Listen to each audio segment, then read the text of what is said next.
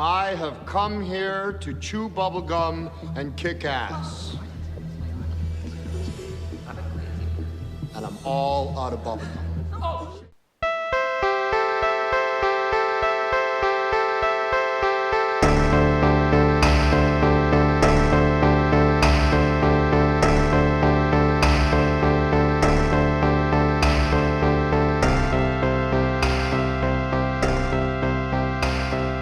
Hello, everybody, and welcome to Frankenstein's podcast, where it's all about the monster. We're a creature feature podcast about monsters and why we love them. I'm one of your hosts, Joe Praska. And I'm your other host, Khalid Hussein. What's going on, Khalid? Not much, just hanging out, you know. I chased around my cat for the day, looking for him in the hood. That was great. Is it great? It was amazing. Highly recommend it. If you have a cat, try to get him to escape and then spend hours looking for them. Yeah, it's not fun. I used to have a dog that would run away though, like that. Like years and years ago, we had a dog. Like if he got off, he would just bolt for like hours, and we'd able to like lure him back with like hot dogs sometimes, but it was sporadic. I didn't try hot dogs. I might have cut down the search time. Next time, worth a try. Yeah, I mean, he mostly eats like kibble and stuff like that, or whatever we call cat food. But so like, there's nothing like really like smelly that I can put out for him. Oh yeah, catnip. I should try catnip. I really haven't before. I ordered some cat CBD, but Amazon's like, well, it'll get there when it gets there, which is like super fun, very reassuring regarding the supply chain. Very fun. Yes, always good time. Yeah. Well, anyway, I feel like it's been a minute since we've kind of podcasted it up here since Beetlejuice. Oh my God, has it been that long? I'm just shaking off the cobwebs here. I know. I feel like so to our loyal listeners, I kind of made notes on some of the socials, but just wanted to like apologize for the lack of content coming your way. But it's just been a busy time of year for both of us, so I feel like we've been kind of struggling to put out something consistent, but we got a few things coming your way, some fun things to look forward to, and ultimately we are going to take a short break, probably through December and maybe some of January. Just a little hiatus. You boys need some recharge time. Yeah, and we're going to kind of like come back charged. Yeah, just like that with the Rip Torn voice. Yeah. Was that Rip Torn? I heard Rip Torn in it. I don't know what else. You really stretched the R in it. Charged. I really don't know what I was trying to do there. Well, I like Rip Torn. I feel positively about that comparison. Yes, you should. Yeah, but so we got this one for you. We got like a couple other ones that we're gonna release over the next like couple weeks, but then a short break. It'll be good. Yeah. Let's all spend some time with our families, with our peoples. Let's regroup, let's regather, and then come back and talk about creature features and all the effects. Yeah. I also wanted to point out that this episode is kind of special. It is our 100th episode of the podcast, Khalid. Oh yeah, we're triple digis. I saw this factoid. I don't know if it's actually true or not. It's probably true, but it's like something like 90% of podcasts don't make it past episode 2. And then like within that, it's like an even crazier number doesn't make it past like episode 20 or something. So we're like in the top 1% just by virtue of being stubborn and continuing this. Damn, look at us, Khalid. Look at us just being awesome. Again, those numbers could be complete bullshit, but I choose to believe it. Yeah. I mean, I'll take it. I'll take it for sure. I like that. Yeah. So, in honesty, I think we had hoped to do kind of like some special, like big, exciting episode for the 100th, just by virtue of like the time of the year and our like lives and busy schedule that just did not really manifest. That being said, we are hoping to do something really exciting when we come back from our little hiatus and kind of like move the celebration on over there. So when we come back, we're going to come back charged. I feel like I changed it, but it's a little bit. You're going like in a Tony the Tiger direction, which is like I'm going pirate. I think. I don't know. Oh yeah, it is piratey. I'll give you that. Yeah, like a Tony the Tiger pirate. Yeah. Yeah. We're charged. Yeah. We'll come back charged. Yeah. So yeah, that's just the state of the podcast right now. I wanted to give a little brief update. Thank you for the update, Joe. Yeah. I also have a really important question, Khalid, that I have to ask you. Go on. I'm just like kicking myself that I didn't do this last episode. Oh, that's okay, buddy. You know where I'm going with this? No. Beetlejuice. Would you fight or would you flirt? Oh, we didn't do it, did No, we? we didn't. I was so used to I was in Kai Jubilee mode, and I forgot. Ah, Yeah. okay. Well, that's your bad, because I've always got thoughts on what I would do sexually with every monster. 100%. I know. Yeah, Beetlejuice. I mean, just because this isn't the Beetlejuice episode, I don't want to belabor it. Yeah, I would absolutely flirt. First of all, Keaton in the '80s. Like, who am I? Second of all, just a fun, randy guy. It seems like you're gonna have a good like date with a creature like Beetlejuice. You know what I mean? Like he's a showman above all else. You don't really get that with a lot of the creatures that we have like discussed, or at least like done the fight or flirt for in the past. So yeah, I'm a big sucker for comedy. I'm a big sucker for like props and stuff like that. Like it'd be like dating a magician, So for that reason and more, definitely flirt. All right, Khalid. Wow. Good answer. I don't know why I Right? wowed. I Yeah. don't know if I wowed that. It wasn't surprising. Yeah. It's like would you fight or flirt the genie from Aladdin? Like you'd flirt. Like Of course. where's the real danger, Yeah. Keaton in the 80s. Keaton in the '80s.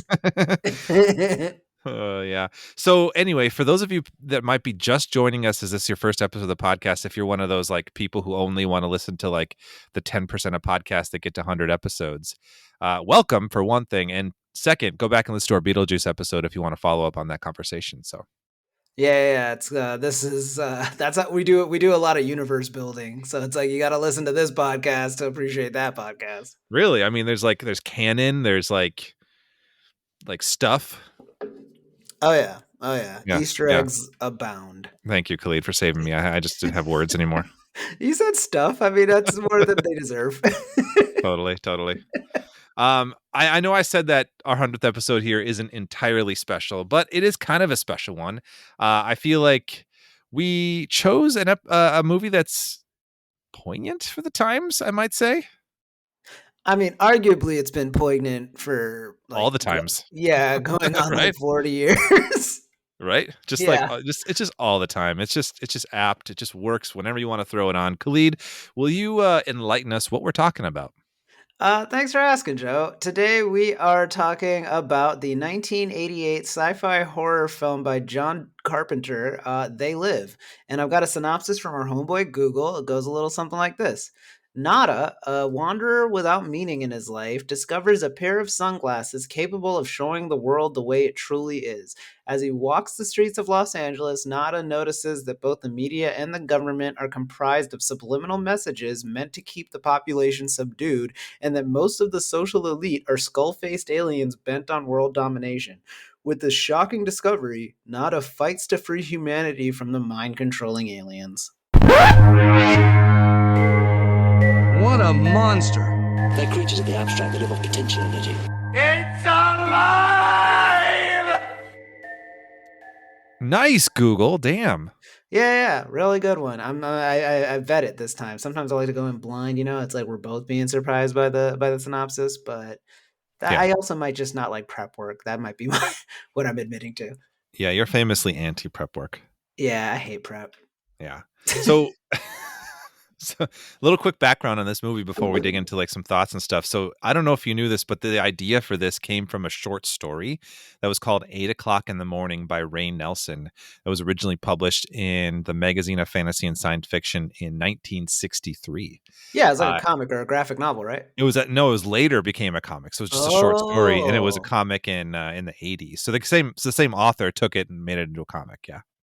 Love that. Double Yeah. dip in your own ideas. I mean, why not, right? Right. Yeah. So anyway, that being said, what'd you think of this one? Oh man. I feel like anybody who has listened even semi consistently to us in this podcast like has a general idea of my politics. So like this movie is basically that. You tell me it's like a movie all about like a working class guy that stumbles upon a vast and far reaching conspiracy to make every awful like capitalist like habit or instinct that is like ingrained into us like the point of the movie. I think that like us we talked about it a little bit in the Nope episode, but like us is probably like our generations they live in that like it's a really great genre story about the consequences of our comfort.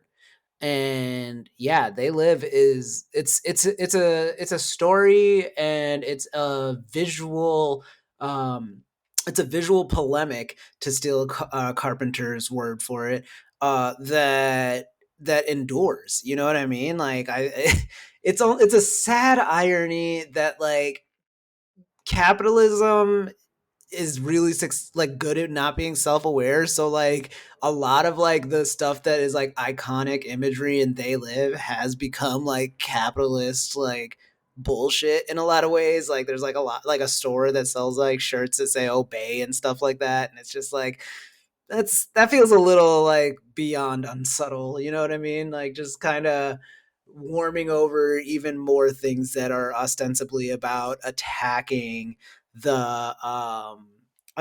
this idea of like what capitalism does to us, and specifically Reaganomics. But just bringing it back to the movie itself, like man, it could be a polemic, and like that could be great, but like the thing that makes this movie such an enduring piece of pop culture is that on top of that, it's just such a great movie. It's got a lot of action. It's got great performances from our three leads with Keith David, Meg Foster, and Roddy Piper, man. Like those Roddy Piper. Roddy Piper, man. Those three just like bring such a level of like amazing depth to these characters that don't really get like too much time to slow down and tell you about themselves. So yeah, that with for that reason and so much more that we're gonna get into, like loved it. This is my I think second or third time ever watching it in my life. I came to it late in life, like a lot of the Carpenter movies, but man, this definitely, there's a reason that for a director like Carpenter who has so many home runs, this is still like up there. But yeah, that's my initial take. What about you, Joe? It's a little too woke for me, Khalid. I was gonna say, how could Joe recommend this? Like, this is woke as hell. I'm joking. I'm joking. This movie fucking rules. This is such a cool movie. No, Yeah. I can't. It's hard for me to really build on what you said because like, or bring any other like points to those initial thoughts, because I feel like you just said everything like really, really succinctly and perfectly. So good for you, Khalid. I mean, you should be proud. Yeah. Thank you.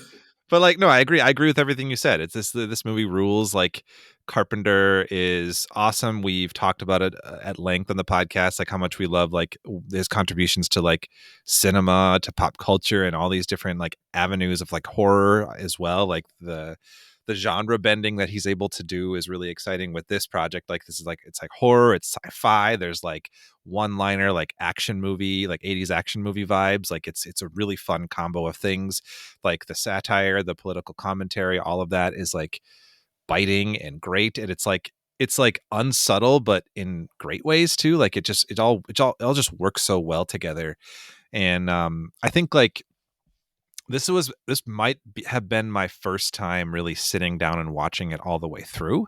Like most of my knowledge in this movie was, through like pop culture references, or like when I was a kid, I remember like watching bits and pieces of it on TV. Like the idea of putting on the glasses and seeing like the scary looking aliens like freaked me out. Like I thought that was a cool, scary idea, but I'd never given it the time of day to like sit down and watch the whole thing.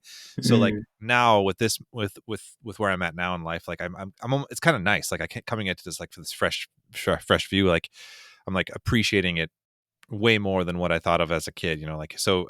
It's all that to say, like it's great. I loved it. I had a lot of fun with it. There were points where I was like wow, like it's almost like sad. Like I mean, like you got to give credit to the movie for like being so like poignant constantly, but it's also sad that it's poignant so constantly. Like we have not figured our shit out.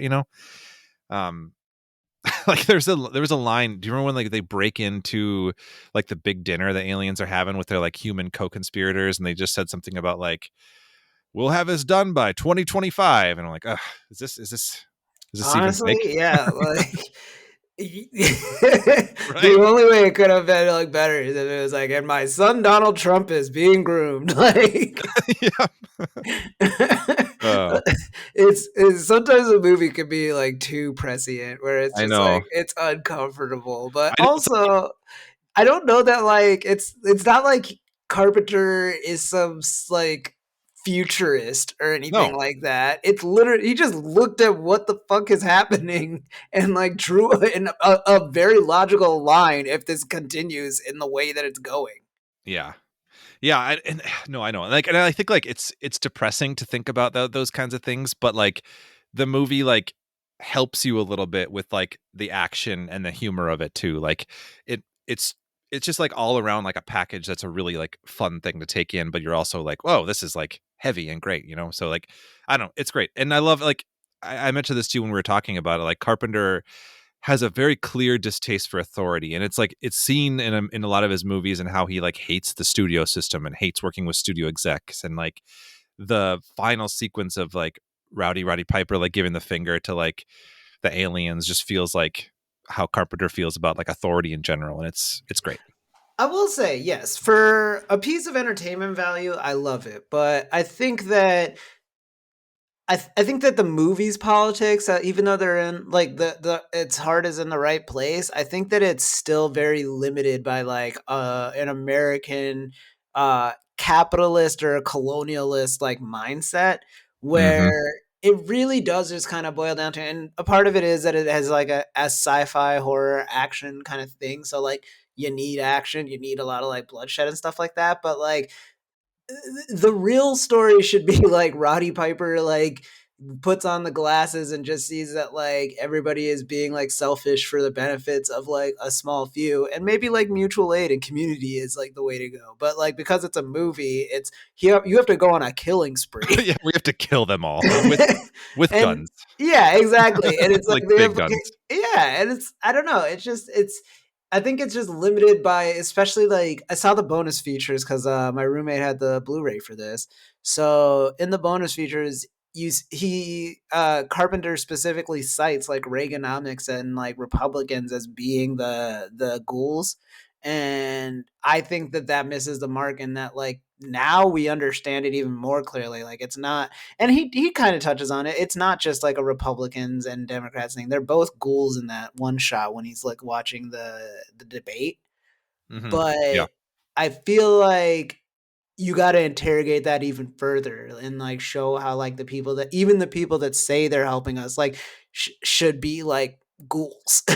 You know what I mean? Because like that's kind of what's really happening is like we're all being like spun around in a tizzy by like both sides of it ostensibly. yeah. Yeah, I think I pulled the quote that you might have been pointing out about his like how he wanted. He wrote I got this quote. This might be different. It's from a film festival where he talks about kind of like his like inspiration for making this, and he says he basically what he summarizes is that like in the 60s he was kind of like part of that like hippie counterculture movement, and he said by the time the 80s and Reaganomics came around, like he felt like his like lifestyle and views were under assault, and like yuppie culture came into existence and people just wanted money. And so he said, so by the late 80s I decided to make a statement, and he said, as stupid and banal as it is, I made one, and that's They Live. So, and he said, he said, quote, I just love that it was giving the finger to Reagan when nobody else would. That's Yeah, and I mean, there's something kind of like rock and roll about it, but it's also this thing of like, again, like capitalism is effective because to a degree, like capitalism will even insult itself if it can make a buck. And that's what they Mhm. did with Carpenter. You know what I mean? Like the real They Live would be like if like the whole movie ends in like Nada dies, and then all of a sudden like Carpenter wakes up from bed and he's just like goes to the set to make this movie surrounded by aliens that are like, yeah, it's a great idea, dude. Yeah. That's like the Twilight Zone ending, right? I mean, basically, yeah. It just Yeah. and I'm not going to pretend to have a better storytelling acumen than John Carpenter. The movie stands as its own thing, and it's great. I just think that like that's the sad truth is that the They Live aliens would absolutely produce a They Live type movie that like exposes them because they don't give a shit about being exposed. That's never like that's not even ever really like the thing. It's just like another great Carpenter movie, by the way. It's not really about like exposing us until like the end with like the catharsis of like the signal like busting and Mhm. stuff like that. I genuinely believe if the movie goes on for another hour, like the aliens get past this even. I don't Yeah. think it's like the deal breaker that like this ending implies. I think the movie just conveniently stops at a place where we can kind of fill in the blanks. And we've talked about this too before. Like I think this was our Hellbound episode where we talked about like they're working so hard to just get proof of like the lying or the wrongdoing, and it's like we for so many years I feel like we kind of fooled ourselves to think like, oh, just proof that they're doing something wrong is enough, and then justice will suddenly happen. But like we've learned over and over and over again that that's just not the case anymore, unfortunately. Yeah, like if this was a movie, the first time Trump's presidency ended and he was found guilty of like, and I'm sorry to like just state the obvious, but like that's like the catharsis in a movie. You find the president is guilty of like literally 30 plus felonies, and that should be the thing. But no, it's that it like life keeps going, and that's not ever gonna be like the cathartic thing that just like kind of like lets us all like breathe again because like the bad guy was found out. I don't think it's ever been like it's never been that neat. Right. To your point though about like the people around him, like, you know, being pro this movie, I got some interesting stuff about like some of the resistance that he did get to making this. Like he said that initially when he was, you know, writing the script and producing it and stuff, he said he got resistance to the fact that the aliens were kind of all about money. And the producers at the time, or some producers or studio execs, were saying like, make it about cannibalism, make it about eating people, rather to bring it down to like a lower denominator. And like, I guess Carpenter fought back to make it like the capitalism piece that it was. But John, we like money. No, this is it. And then the second part of it, apparently Carpenter said in an interview, he said, they want to own all our businesses. And a Universal executive asked me, where's the threat in that? We all sell out every day. And then Carpenter says like he stopped and he like pulled that line. And actually he said the we all sell out every day is in the movie because that executive said that to him. Yeah, and it's the truth, you know, like, and it's this thing that like we all lament in a way that like when Frank and John are not are at the in the beginning of the movie before like anything even goes down, and like Frank is basically just like the movie's like representative of a socialist. And he's just talking about like how like depressing it is that like we all just like have been like conditioned to look at each other as like competition, and it's like I only succeed if you don't kind of a thing. And it's like it's so true and sad, and it's why it'll always be easy to divide us and defeat us, like especially in America. Yeah. No, I agree. Frank was a great character. Frank was so good. And again, it's like Meg Foster's character, Holly, is such a great character. And it's like, I think what I really like about this movie is that like there is no chosen one kind of bullshit to it. There's no Luke Skywalker. Like the closest thing you have is Nada, and he literally falls ass backwards into a conspiracy. Like stumbles on it accidentally. Yeah, there's nothing about this guy that suggests that like he's gonna be like the reason the Death Star blows up. You know what I mean? Like this is literally a guy that like left to his own devices can barely succeed in society, and that's kind of the point. And and I think that like what makes this like wish fulfillment is that like he is supposed to represent like the everyman in America, and that like, you know, when John Carpenter made this, he did it with like this thing of like, I don't like being told what to do. I have a problem with authority. And that is like the ideal American like embodiment. You know what I mean? Like Mhm. we love a brash guy that like hears somebody fucking tell them like this is the way it's supposed to be, and then goes, yeah, well, what if I did it like this? Guitar riff, fucking American flag, bald eagle, like. That is what Roddy Piper's character represents in this, and so like when at the end of the movie, like it's because the thing is like all these other people put on the glasses and like they come to like their own reckoning. The thing that makes Roddy Piper perfect for like the sole purpose of like bringing this organization down is that the first time he puts the glasses on, he goes on a killing spree. That's wild. And you find out like it kind of makes you high and stuff like that, but it's like on paper, like the first time I watched this movie, I was so confused why Frank got into like a 10-minute fist fight. And it's like, that's the least you could do. It's nuts that you know for a fact this guy went on a shooting spree. You don't know shit about the aliens yet. And you still managed to get him a week's pay just because you thought it was the decent thing to do. Jesus. You know what I mean? Like this guy is like by all accounts a terrorist as far as Frank's character is concerned, and he's still like, right. What's right is right. Did you hear that the fight sequence was originally supposed to be like just like a 20-second thing? Well, no, because like with well, I don't know how long it was supposed to be or whatever, but like the joke that he made in the bonus features was Carpenter said that I just had like one page that said they fight.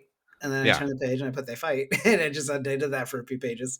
Yeah. No, like originally it was supposed to be just a small thing, but like Roddy Piper and Keith David like just got together and like choreographed it because Roddy Piper was like a pro wrestler. So he like taught him all these like moves and how to make it look like hits happened. And they had like a fake hits, but then eventually they kind of like were kind of like hitting each other like in real ways that like he was showing him like, oh, this wouldn't hurt as much. This is how you kind of do it. And so like he just kind of like kept filming and letting him go. Some of the hits look painful. Yeah, At first it's very like theater like stage fighty, but then like when they're just like dog shit tired and just like heaving and throwing blows and like he just drops his whole body into his groin. Yeah. The fucking biting and everything. I was just like, man, like that's a fight, like nobody looks good. Right. No, it was really well done. Like for a little bit, I was like, okay, this is going on too long. But then like as they got to that part where they're just like panting, and I'm like, okay, this is interesting. And the whole design of like, because like the stunt choreographer also does an interview, and he's talking about, he's like, well, like it couldn't just be a 6-minute fight, so like there had to be like some kind of like story reason for it. And so like when we figured out like making it like getting him to put on the glasses, and I'm like, yeah, that's amazing. Like both of you would rather like go through hell than to like give up on this like one like petty thing, and it's like so funny, but also like weirdly. It's kind of like when Will Smith chases down the alien. It's like you don't realize it, but like somebody who's willing to go that extra step is the only person that's like up for the job that they're about to get, Yeah. So it's like, yeah, these you kind of have to be crazy enough to like fight somebody for 10 minutes about whether or not you'll put on sunglasses to be ready for what's after that. Yeah. Oh yeah. Oh, so good. I also kind of liked it's like a small thing and not like necessarily totally unique to this movie, but I think like when like Keith David brings Roddy Piper to the like encampment for like the unhoused people, like it was a really cool like depiction of that kind of a space as like a community spot where like good people are gathering and like happy things were happening, rather than like usually, especially in this time in like the 90s, even like when you see like encampments like that, usually it's like a scary place, No, absolutely. And the only time the encampment is scary is when the cops sweep when it. the cops exactly. Which is true. That's the thing. This movie feels LA as hell. As somebody who's lived here for like almost 10 years now, like that, like the encampments are still around. The communities are still there. And like most communities, like people are just looking for a place to like rest at the end of the day. And it's not, and like they make it like their own, and it's comfortable. And it's like usually when the cops come in and terrorize them and like kick them out and like toss all of their belongings, that it becomes like a scary place. Right. I don't know if you heard this too on the commentary, but it sounds like some of the people like in those scenes were like actually like unhoused people that lived in that area, and like Carpenter like brought them on and like paid them and gave them food and all that. I mean, yeah, Yeah, that's that's good. cool. Yeah, Yeah, that's I cool. thought that's cool. Good for him. Just in terms of fights, I had to rewind it like 3 times when Holly bashes him in the head with a bottle, and like drops him out the window. When Nada like takes her hostage the first Yeah, time and like goes up to her place and like yeah, it that just was really comes good. so out of nowhere and like you're just sitting there like, wait, she's not an alien, right? No, That's just what she did. yeah, just throws him out the window. He It's just rolls it just down. really like implies that like every other person you meet in this world is either an alien or a pro wrestler. Right.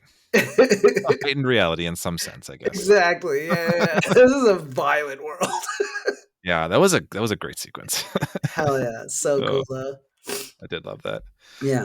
I was also gonna say, like, I really like the imagery that was done when they like put on the glasses, how it's like black and white and everything. And like I think they used some matte painting, and I think I want to get into that later. But Yeah, yeah, it was matte I painting. feel like the visuals of like everything being black and white and the way things looked, and even when the aliens are there, it felt very like old school, like 50s and 60s horror kind of vibe, like a Twilight Zone esque in a sense. But like, especially like at the end when he looks through or when he's looking at the satellite dish, the broadcasting device, like it looks like a ray gun from like a 50s atomic era like sci-fi movie, you know?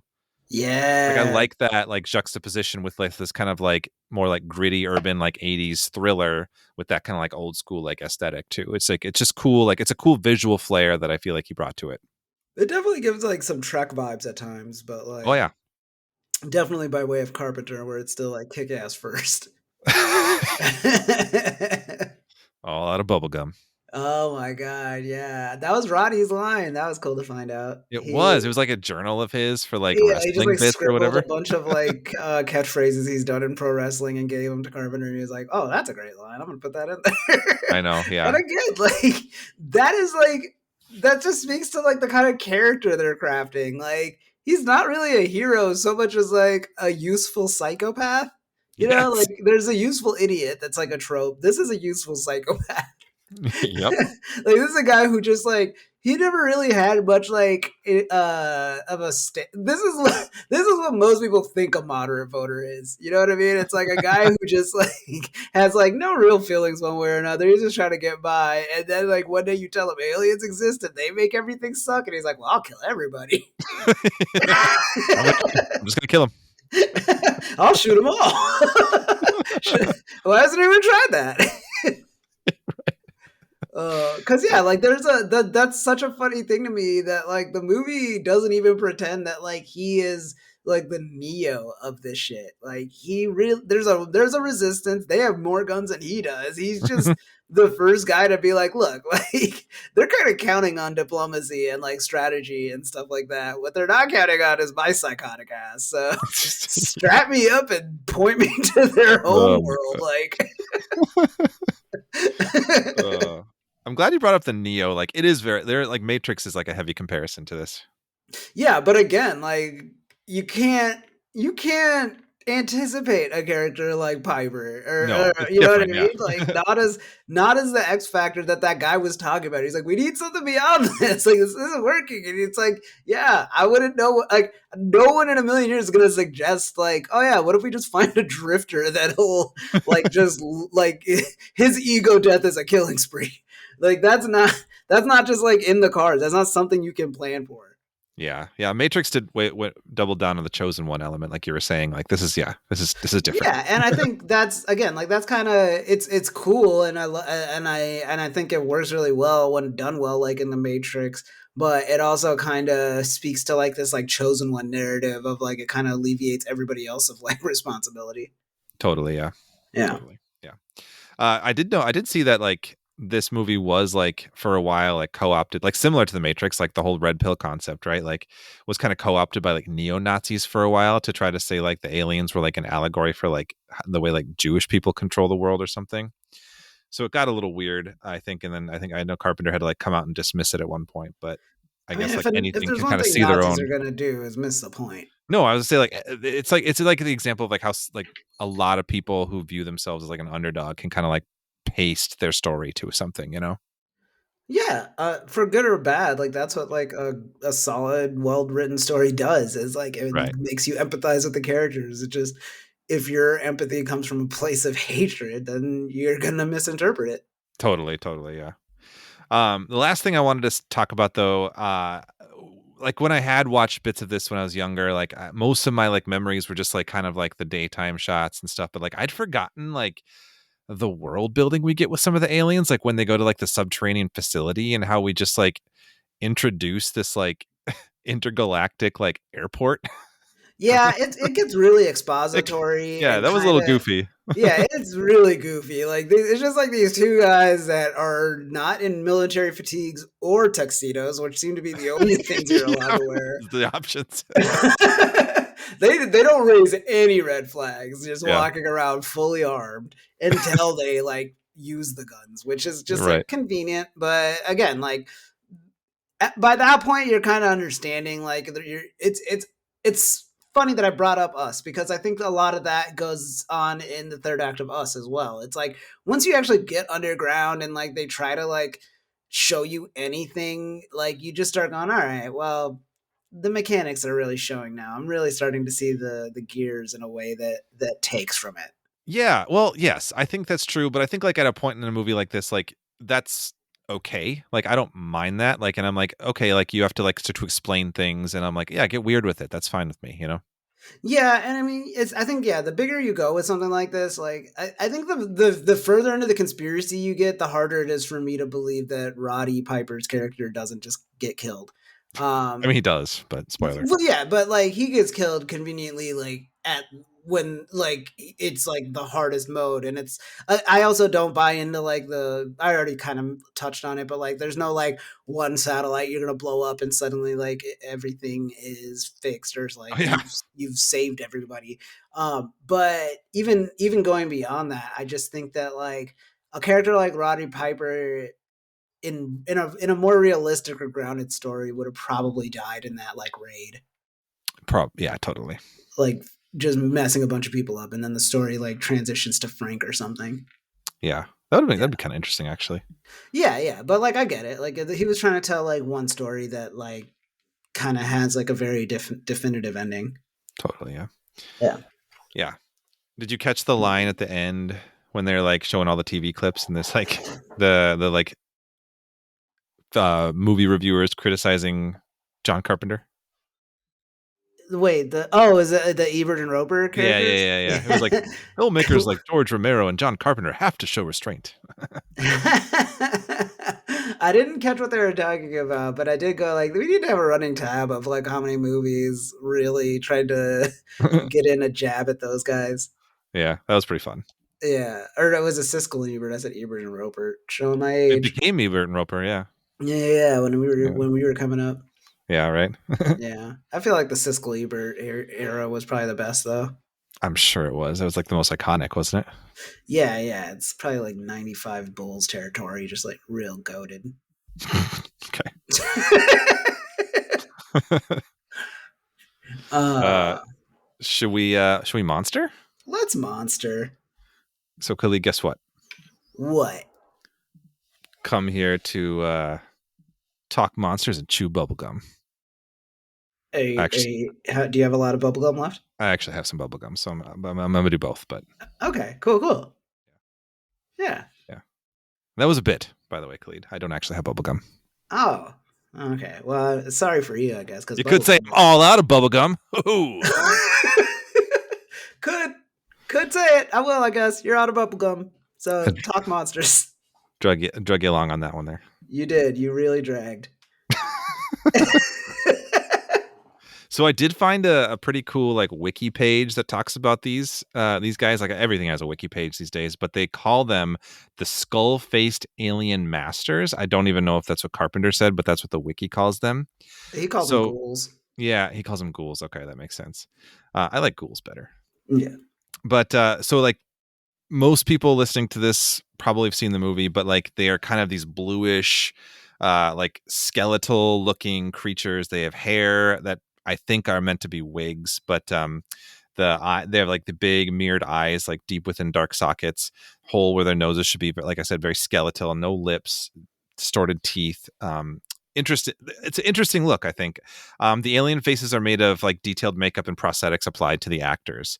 There is actually, where is it? There is actually like one guy, pretty much, who the stunt coordinator. yeah, the stunt coordinator, Jeff Imada, is pretty much. There's also a female ghoul played by Michelle Costello, but pretty much most of them, they did pretty much the entirety of the like alien shots, unless there was some where there's multiple of them on screen. So like then they had some like extras, but like it was pretty much just Jeff Imada doing like the ghouls, aliens over and over again. He was great. Yeah, that was really cool. I think the look, so according to Carpenter, the aliens were made to deliberately look like ghouls. Like he's like, I guess that's where the word comes from. He wanted, he says, quote, "The creatures are corrupting us, so they themselves are corruptions of human beings," was kind of the inspiration for how he designed them to look like that. Yeah, I like the design. What do you think?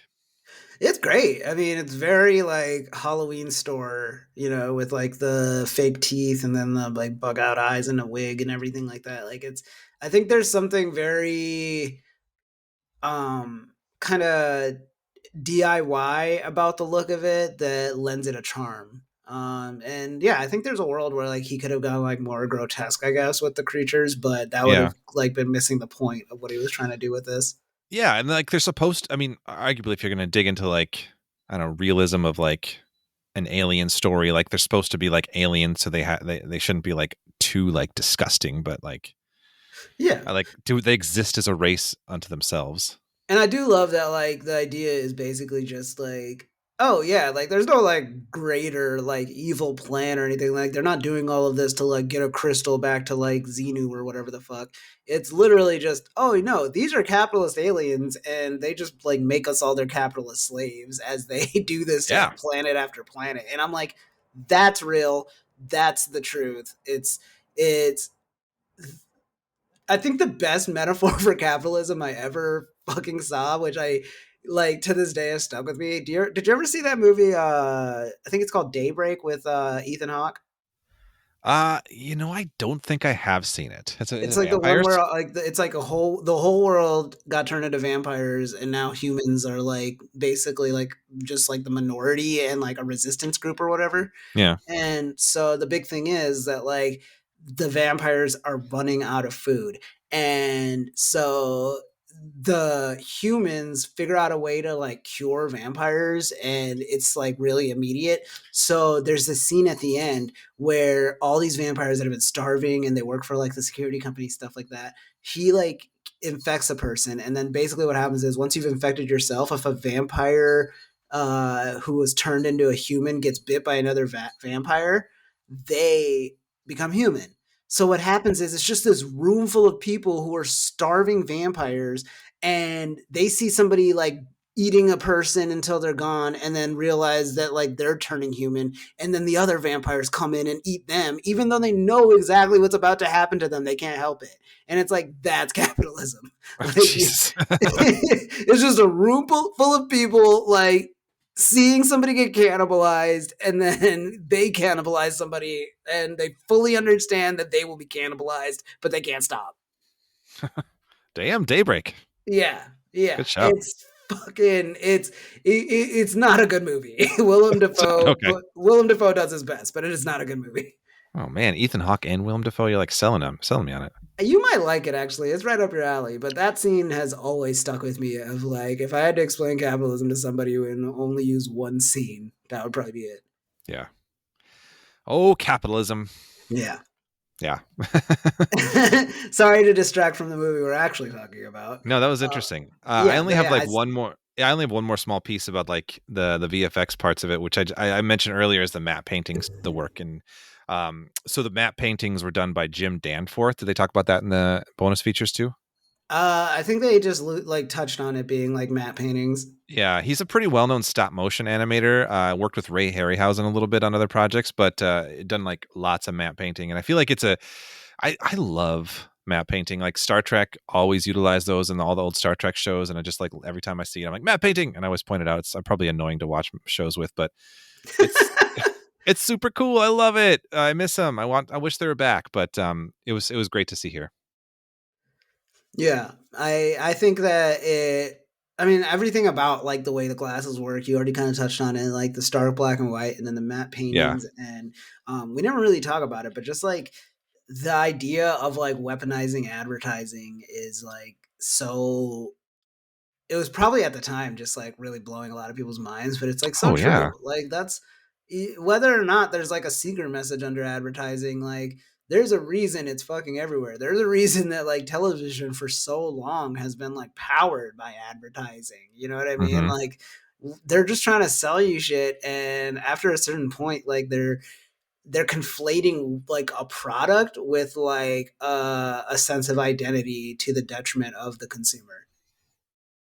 Right. I mean, it's like, I mean, it's control, right? Like I mean, the like the obey like slogan like is not even subtle in the sense like that's the idea is like obey and like go get this thing that we want you to go get. Yeah, but that's the thing is like advertising has just tried to get like more and more sophisticated to try and make you feel like you're the first person to like see an ad and like be affected by it in your own unique way. You know what I Yeah. mean? Like this is speaking to you, and like that's yeah, it's just it's Mad Men type shit, but like told through horror sci-fi. It's awesome. Right. And then that's why it's so like genius that it's so simple too. Cause like I think we see ads so often. I remember like reading this like years ago, like when we were in like I think you and I were in college, Khalid, about how like advertising companies were realizing that like our age group was more interested in like storytelling versus like jingles. So they were shifting like ads for like Dove like soap to like telling a story about the person who gets home and needs to use Dove soap. So like we resonate more with that. It's like this like crazy shit. Like Oh it's yeah, fucking all roots back to the same thing. Yeah. Adult Swim comes along and suddenly like you'll never see a normal Skittles ad again. Like Oh, totally. Yeah. Yeah. and it's supposed and like there's so many people that are like that's my personality now, the irreverence of a Skittles ad. Yeah. And that's by design. Yeah. You know? I don't know. But yeah. Buy Skittles is my takeaway. Speaking of Skittles, Khalid, Speaking. uh, would you fight or flirt the aliens in They Live? Oh, that really tickled you. It kind of did. I would fight them with the glasses, flirt without. Okay. Tell me more. I honestly, it sucks because like I wish I could say that I'm the Roddy Piper of it, but it's like I'm not. I'm the fucking construction foreman. You know, like the guy that like they bump into at the end, who's like walking him through like rooms in a tuxedo and showing them like, Oh, yeah, that guy. no, Yeah. Yeah. yeah, he's like, yeah, it sucks, but also like they'll cut us a piece to shut the fuck up about it. Like I don't say that in like a let me sell out humanity kind of way, Hmm. but in a I at this point don't have the illusion that Roddy Piper did. Like I see day in and day out how many people are just like so happy to not rock the very very like waterlogged boat because they're so preoccupied with their own comfort in a way that like they would rather be comfortable until like they're swallowed whole. And I know based on just like everything in the last few years of like this shit show we call the turn of the century, I know that people will pretty much like tolerate like some of the worst injustices, and it's not for lack of people telling them about it. You know what I mean? So the only thing I would gain by being like a Roddy Piper is like just being added to a terrorist watch list versus like, honestly, man, like it doesn't seem like they even really care if like you go and like create your own little like commune and just like get your people and however many people are willing to actually do like their own thing separate of them, and like that seems like in that world that seems like the best move. So flirt with them, you know what I mean? Like Hmm. let them know like you're not interested in like slaughtering them wholesale, and you'll just go fuck off and do your own thing. Okay. Interesting. Yeah, and I mean not in like some like neoliberal-ish way where it's like I'm like kidding myself and thinking like, "Oh, I'm fighting the power from the inside." I'm not on the inside. Like, I very much would like to just like flirt with them in the sense that like if the binary is fighting them or like ingratiating myself to them, I'll just ingratiate myself and go away. Cause like I understand now whether or not the aliens are here. There's a lot of people committed to just like sinking this shit. Yeah. Yeah. Did they ever say like in the movie how many like humans knew and supported the aliens? Because I feel like they made a point to say like the aliens couldn't do what they could do without the support of humans who've kind of like joined the cause, right? Yeah, I mean, I don't know if they ever like explicitly say it or anything like that. Like he never like is like, oh yeah, if all humans like, I think the implication is if all humans actually like decided to revolt that they could, Mm-hmm. but also like it's like implied like we don't know how long they've even been here, which Yeah. like it's like I it would be so nice to just be like all the people that we think are like bad in life are monsters, but they're not. They're humans. And when we start saying they're monsters, we kind of try and like take the onus off of us of like that could be any of us. Man, Khalid, your fight or flirt got deep today. It's I've been thinking a lot about this shit for a while, and it's just I'm just I feel like at this point in my life, I understand just enough to not like dehumanize anybody, as even if they're doing what I consider to be inhumane things. Yeah. Yeah. Yeah. Good point. Good point. Yeah. And good movie, Khalid. Good. Great movie. Great movie, Joe. Great movie. What And about you? Fight or flirt? Because since you picked this movie, you're really into talking about it and stuff. What would you do if you were Roddy Piper and you got the glasses? Oh, this is like your thing, Khalid. Okay, well, as my thing, I'm asking you to weigh in. I just like, I don't know. It's hard to really like improve. Like, I feel like I said this earlier on. It's hard to improve upon your answer because I feel like you've like really thought about this stuff. Like, you thought about this maybe just in the moment. I don't know. It seemed like you thought about it in advance, but like your answer is really good. Like, fighting in reality, like, probably would be a very futile thing. Like, you would, I don't know, like Roddy Piper is like a character in a movie who gets as far as he can because of like the way the script works, right? Yeah, because the Like, movie wants him to the do movie a wants that fucking to happen. tour of their Yeah. like home base with Yeah. no No repercussions. Yeah.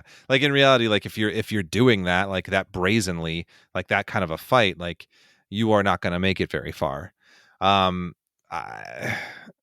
don't know. It's hard to say. Like, I mean, I feel like, yeah, like there's a flirt element where it's like, ultimately, like, do you, I mean, do you just kind of like make it work? And I feel like that's sort of something that we are saying a lot, like in real life too, where it's like, this is awful, but we gotta have to just make it work, right? And I feel Yeah, like and that kind of lends itself to like what you're saying about like with flirt, like how are well, we the gonna truth get is, like through? a character like Roddy Piper, if he's actually gonna do what he's like setting out to do, like the movie conveniently has him only kill aliens, but he would have to kill humans too.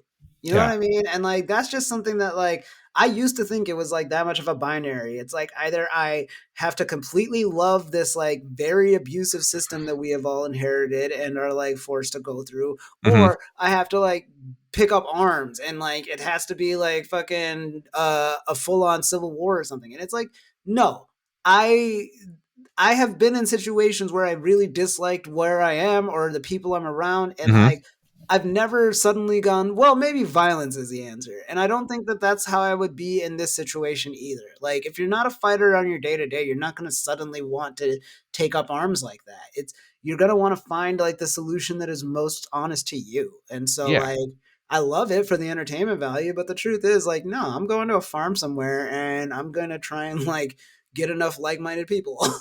Yeah, I think that's the best way to put it. Like, I mean, like a question like fight or flirt when it comes to like a story like this, like there's catharsis in like what we're seeing on screen, but like this is like a societal thing where it's like, yeah, you're like, how do I like change society for like the way I want it to be? Like, yeah, your question, like you can't really boil it down to fight or flirt, really. Fight or flirt or educate. Or educate, yeah. Yeah, there's probably a couple aliens that hate this alien shit too. Like I bet. capitalism eats everybody up. That's the thing. Like there's people that like the only thing that's left after capitalism has done its thing is like people that are still hungry for more, or people that are tired of destroying everything in the name of that hunger. So find the Yeah. people that are tired.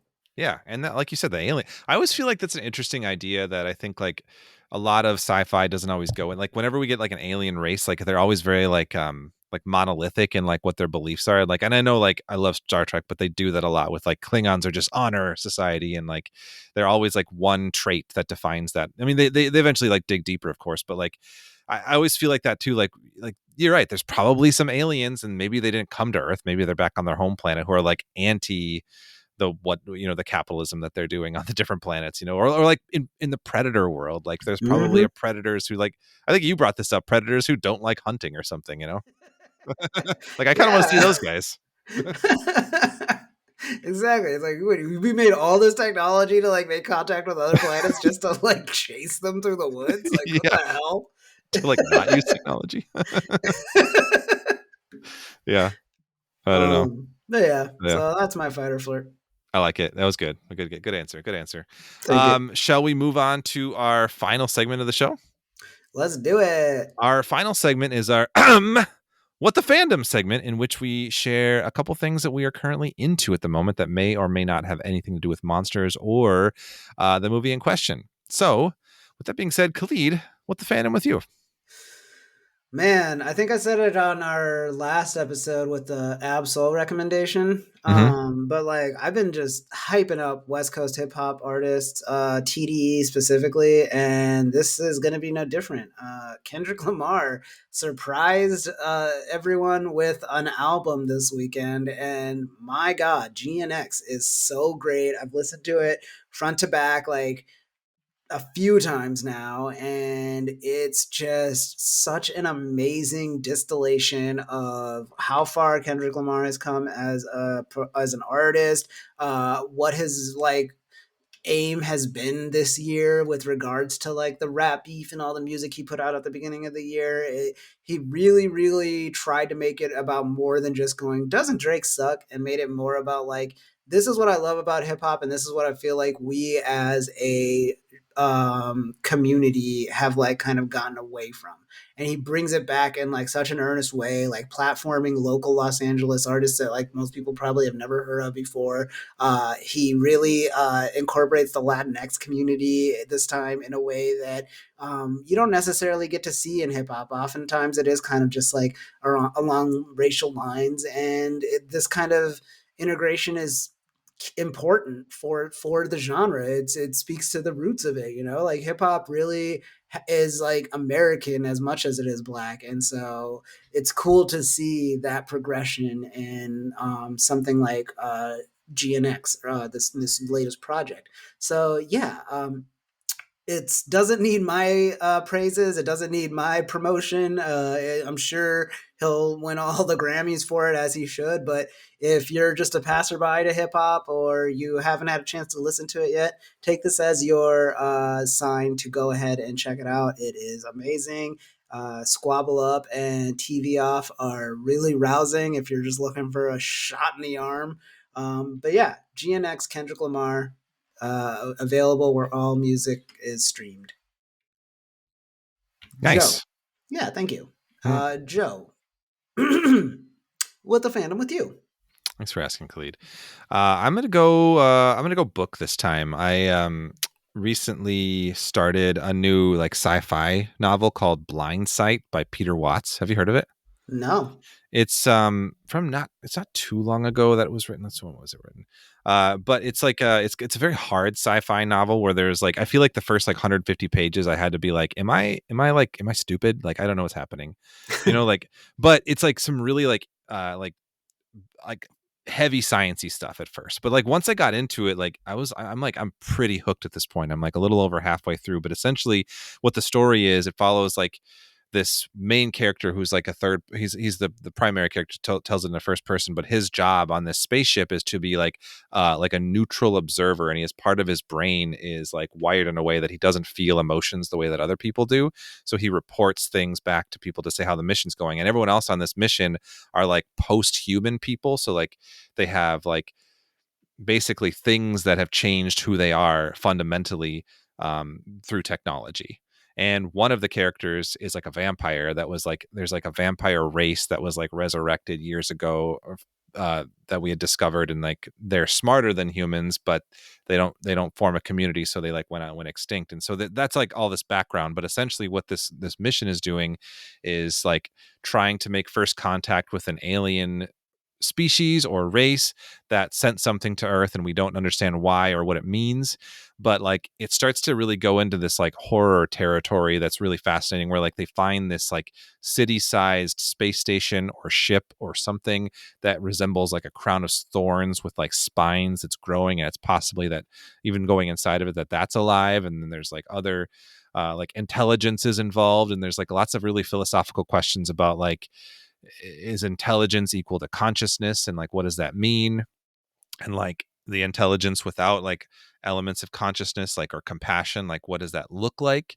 And so like it gets really like the ship that they're on like tries to feed the characters like these hallucinations, and they're pretty horrific at times. And like it goes some interesting dark places, but it's also just asking a lot of really fascinating like sci-fi questions that I'm really enjoying. So yeah, I'm really digging it. And I think if you're a sci-fi fan, horror fan, or like just interested in like some like cool things that the genre can do, because it pulls from a lot of different places. Like it's like space opera, it's horror, it also has like kind of like this transhumanist, like almost like cyberpunky element to it. So I like a lot of it. And there's flashbacks to like what's going on in Earth, where like certain people are like giving up their physical body to exist in like a cyberspace kind of thing. So there's like all this other interesting political things happening. It's like it's a dense book. It's big, but and there are like several paragraphs I had to reread and look up words, and some I'm just gonna recognize that I don't understand what that science concept is and move on. So, but it's really very cool. humble of you. Yeah. But yeah, so Blind Sight by Peter Watts. It's really good. It won the Hugo when it came out in 2006. So it's got some acclaim, but yeah, really like it so far. Nice. Good stuff. Yeah. Yeah, that's our fandoms for this week. I will say before we close out, I haven't done this in the beginning of the podcast as much recently, but I do want to plug our Patreon. If you are a fan of what we do, if you like the podcast, want to support us in a different way, go check out our Patreon. We have multiple tiers. We have the $1, the $3, and $7 tier. We can shout out our $7 patrons who are producers on the show. That's Andy Groth and Luke Johnson. Thank you to those two. And just thank you to all of our patrons. You get access to the Franken Bits, which are those short episodes. I have another one coming your way in December here. So we've been keeping up with that. That's been exciting. Hopefully keep up with that. Yeah. So definitely check that out and follow us on our socials. We're at Franken Podcast on Instagram, Threads, and Blue Sky right now. So hell yeah, y'all. Check us out. And yeah, thank you, Joe, for picking this movie. This is great. This is another awesome discussion. And thank you to everybody at home and wherever you listen to your podcast for joining us on this. Until next time, creep it easy.